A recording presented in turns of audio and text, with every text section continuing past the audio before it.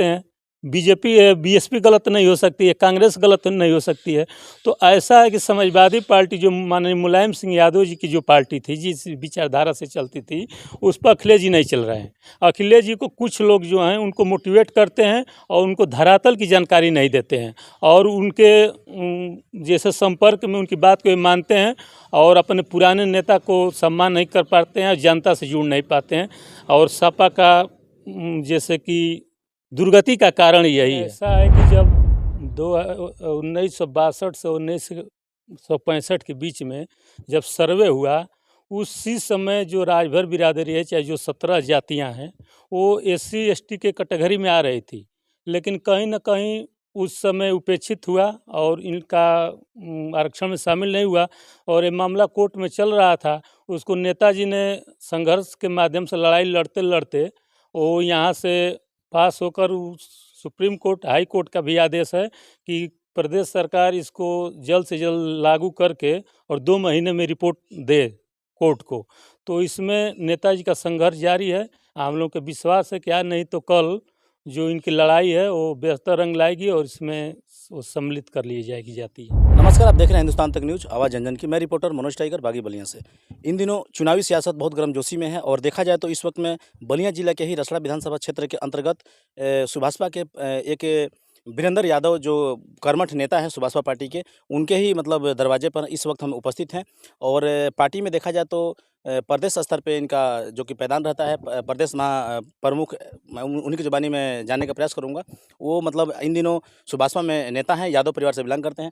और इनका ये जो कि घर है, मैं दिखा देना चाहता हूँ कैमरे के माध्यम से। ये ऊपर देख सकते हैं सुभाषपा का जो कि ये यादव फैमिली है और यादव परिवार से बिलोंग करते हैं। और इनका जो झंडा है हुबहू दिखाई दे रहा है, जो कि ओम प्रकाश राजभर का लगा हुआ है ऊपर।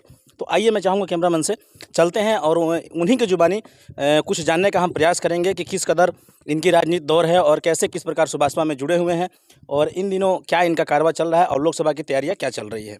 तो इनके पास हम आ चुके हैं और आपको मेरे कैमरे पे बने रहिए, सभी को मैं रूबरू कराऊंगा अपने दर्शकों को।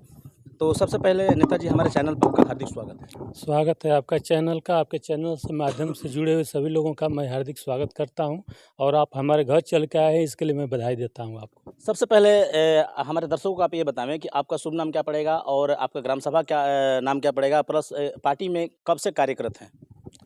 मेरा नाम वीरेंद्र यादव है। मैं सुहेलदेव भारतीय समाज पार्टी का प्रदेश का प्रमुख महासचिव हूं पूर्वांचल का, और मैं 2017 से सुहेलदेव भारतीय समाज पार्टी में काम कर रहा हूं। मैं शुरू में जब पार्टी ज्वाइन किया तो नेताजी की विचारधारा से जुड़ कर मैं काम करना शुरू किया। मैं सबसे पहले अपने ब्लॉक का प्रभारी बना। उसके बाद धीरे धीरे काम को देखते हुए पार्टी ने हमको जिम्मेदारियां देती गई। उसके बाद विधानसभा में मैं विधानसभा के पद पर रहा, उसके बाद जिला कार्यकारिणी में रहा। अब इस समय मैं पूर्वांचल का प्रदेश प्रमुख महासचिव हूँ। सर, देखा जाए नेताजी तो क्या एक सिस्टम लगा आपके ओम प्रकाश राजभर जी में, एक ही आप यादव परिवार से बिलोंग करते हैं, वो राजभर परिवार से हैं। कहीं ना कहीं आपके श्री अखिलेश यादव जी भी हैं, जो कि यादव लोग का ज़्यादा क्रेज एक माना जाता है। इन दिनों उनके पिताजी मुलायम सिंह इस दुनिया में नहीं हैं। तो यादव परिवार के होने के बाद भी आप सुभाषपा को ही क्यों चुना।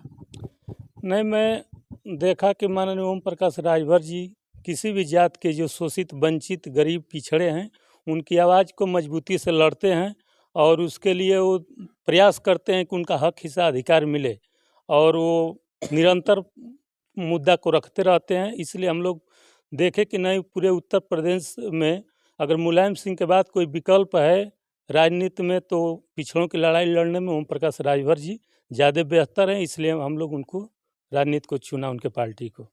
सर, अभी जो लोकसभा का चुनाव देखा जाए बहुत क्रेजफुल चल रहा है और इन दिनों 7 या 8 महीने चुनाव होगा।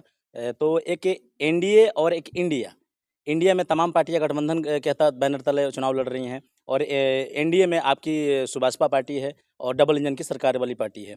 तो क्या लग रहा है कि 2024 में लोकसभा का फिर से एनडीए में शामिल ओम प्रकाश को देखते हुए डबल इंजन की सरकार बन पाएगी। नहीं, ऐसा है कि जो विपक्ष इंडिया बना है उसका अभी मजबूती नहीं है। वो लोग खुद बिखरे हुए हैं। अभी खुद उन लोगों का जो घटक दल हैं उन लोगों में सही तालमेल नहीं हो रहा है, और निश्चित तौर पर मोदी जी के विकल्प में कोई विपक्ष का नेता खड़ा नहीं दिखाई दे रहा है। इसलिए पूरे देश में एनडीए ही मजबूत दिखाई दे रही है। तो एनडीए मजबूत है और नेताजी अपनी हक हिस्सा की लड़ाई को लड़ने के लिए एनडीए में शामिल हुए हैं और पूरा जो वंचित शोषित लोग हैं, चाहे जो भी मुद्दा है उसकी लड़ाई लड़ने के लिए वो एनडीए में गए हैं और निश्चित तौर पर एनडीए फिर तीसरी बार सरकार बनाएगी। नेताजी, एक और सवाल उठता है, सोशल मीडिया पर तमाम सुर्खियों के माध्यम से देखने को मिल रहा है, आप भी देखे होंगे कि एसटी का जो मामला है प्रदेश स्तर से उठकर केंद्र में चला गया है दिल्ली में, जिसमें 17 जातियां हैं, जो कि आपके सुप्रीमो ओम प्रकाश राजभर इन दिनों लेकर उस मुद्दे को चल रहे हैं। और एक बहुत बड़ा मुद्दा कहा जाएगा, उत्तर प्रदेश में जो 17 जातियों को एसटी में शामिल कराना चाहते हैं, उसमें राजभर समेत कई जातियाँ हैं। तो कहाँ तक ये संभव है और क्या हो पाएगा कि नहीं एसटी में? नहीं, ऐसा है कि जब 1962 से 1965 के बीच में जब सर्वे हुआ, उसी समय जो राजभर बिरादरी है, चाहे जो 17 जातियां हैं, वो एससी एसटी के कैटेगरी में आ रही थी। लेकिन कहीं न कहीं उस समय उपेक्षित हुआ और इनका आरक्षण में शामिल नहीं हुआ और ये मामला कोर्ट में चल रहा था। उसको नेताजी ने संघर्ष के माध्यम से लड़ाई लड़ते-लड़ते वो यहाँ से पास होकर सुप्रीम कोर्ट, हाई कोर्ट का भी आदेश है कि प्रदेश सरकार इसको जल्द से जल्द लागू करके और 2 महीने में रिपोर्ट दे कोर्ट को। तो इसमें नेताजी का संघर्ष जारी है। हम लोग को विश्वास है कि आज नहीं तो कल जो इनकी लड़ाई है वो बेहतर रंग लाएगी और इसमें वो सम्मिलित कर ली जाएगी जाती है। सर, एक और चीज़ देखा जाए तो मुद्दे की बात की जाए तो एनडीए में जाना एक बहुत बड़ा चैलेंज कहा जाएगा या मुद्दा होगा। तो आपको शायद सुभाषपा से जुड़े हैं, नेता हैं, प्रदेश स्तर पर आप लोग राजनीति कर रहे हैं नेताजी के साथ मिलकर, तो कहीं न कहीं आपका संज्ञान मामला होगा। क्या कुछ मुद्दा रहा है एनडीए में जाना, एक डबल इंजन की सरकार में सम्मिलित होना? तो जनता के लिए एक क्रेजफुल मुद्दा ओपी राजभर क्या देने वाले हैं एसटी के लेकर, और भी कुछ मुद्दाएँ होंगी जो कि उस पे आप कायम होकर एनडीए में शामिल हुए होंगे? नहीं, नेताजी का मुद्दा है, सबसे पहले तो एससी एसटी वाला चल रहा है मामला और एक और मामला है जैसे कि सामाजिक न्याय समिति की रिपोर्ट है। वो राजनाथ सिंह जी के ज़माने से ही चल रहा था जब मुख्यमंत्री थे और कोर्ट में मामला चल रहा है। उसमें एक रोहिणी आयोग गठित की गई है और उसमें आरक्षण को, जैसे ओबीसी आरक्षण को 3 भागों में बांटने के लिए, पिछड़ा, अति पिछड़ा, सर्वाधिक पिछड़ा, जिसमें जिस वर्ग को हिस्सेदारी मिल गई है उसको और परसेंटेज मिले, कुछ लोगों को नहीं मिला है, कुछ लोगों को एकदम नहीं मिला है। तो जो निचले स्तर तक जो हैं उनका भी आरक्षण मिले, इसके लिए 3 कैटेगरी बनी है, पिछड़ा, अति पिछड़ा, सर्वाधिक पिछड़ा। तो ये भी रोहिणी आयोग से मतलब वो कोर्ट में चल रहा था मामला और वो भी चला गया है। और नेताजी के दिमाग में यह है कि अगर ये लागू होगा तो सब प्रक्रियाएं केंद्र सरकार ही लागू कर सकती है, प्रदेश सरकार के बस का नहीं है। तो उत्तर प्रदेश में अगर दूसरे की भी सरकार रहेगी तो ये संभव नहीं है। इसको लागू होने के लिए केंद्र में भी सरकार चाहिए। तो हम लोगों की प्रदेश में भी सरकार है बीजेपी की और केंद्र में सरकार है। तो हम लोगों ने देखा कि नहीं, अगर हम लोग साथ देंगे तो माननीय मोदी जी इसको लागू करा देंगे तो इससे बहुत लाभ हो जाएगा। जो निचले स्तर के लोग भी हैं, जातियाँ हैं, उनको भी हर जगह नौकरी में हर जगह आरक्षण मिलेगा। सर, देखा जाए तो जो विपक्षी दल के नेता हैं तमाम पार्टियों के, उन्होंने एक सिस्टम बना रखा है ओपी राजभर के ऊपर। सोशल मीडिया पर तमाम इन दिनों वायरल हो रहा है वीडियो कि ओपी राजभर का कोई अस्तित्व नहीं है। कभी सपा में जाते हैं, कभी बीजेपी में जाते हैं, फिर वादा भी करते हैं कि माता पिता भी आकर कहें या भगवान भी भोलेनाथ कहे तो भी मैं बीजेपी में नहीं जाऊंगा।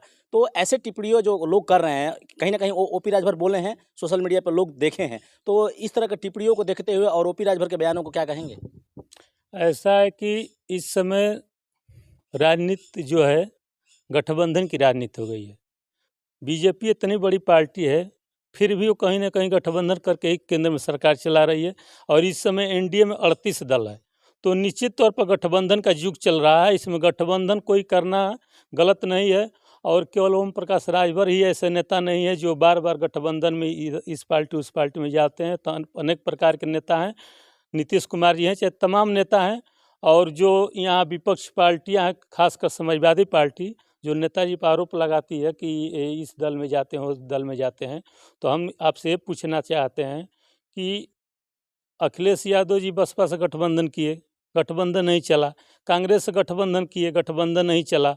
और ओम प्रकाश राजभर से गठबंधन किए, गठबंधन नहीं चला। तो हम ये मानते हैं कि अगर ओम प्रकाश राजभर में कमी है, जैसे गठबंधन से बाहर हुए, तो बाहर तो नेताजी हुए नहीं, नेताओं जी को खुद बाहर किए। और लेटर जारी करके, तो ओम प्रकाश राजभर गलत हो सकते हैं, बीजेपी बीएसपी गलत नहीं हो सकती है, कांग्रेस गलत नहीं हो सकती है। तो ऐसा है कि समाजवादी पार्टी जो माननीय मुलायम सिंह यादव जी की जो पार्टी थी, जिस विचारधारा से चलती थी, उस पर अखिलेश जी नहीं चल रहे हैं। अखिलेश जी को कुछ लोग जो हैं उनको मोटिवेट करते हैं और उनको धरातल की जानकारी नहीं देते हैं, और उनके जैसे संपर्क में उनकी बात को मानते हैं और अपने पुराने नेता को सम्मान नहीं कर पाते हैं, जनता से जुड़ नहीं पाते हैं। और सपा का जैसे कि दुर्गति का कारण यही है, और कोई कारण नहीं है।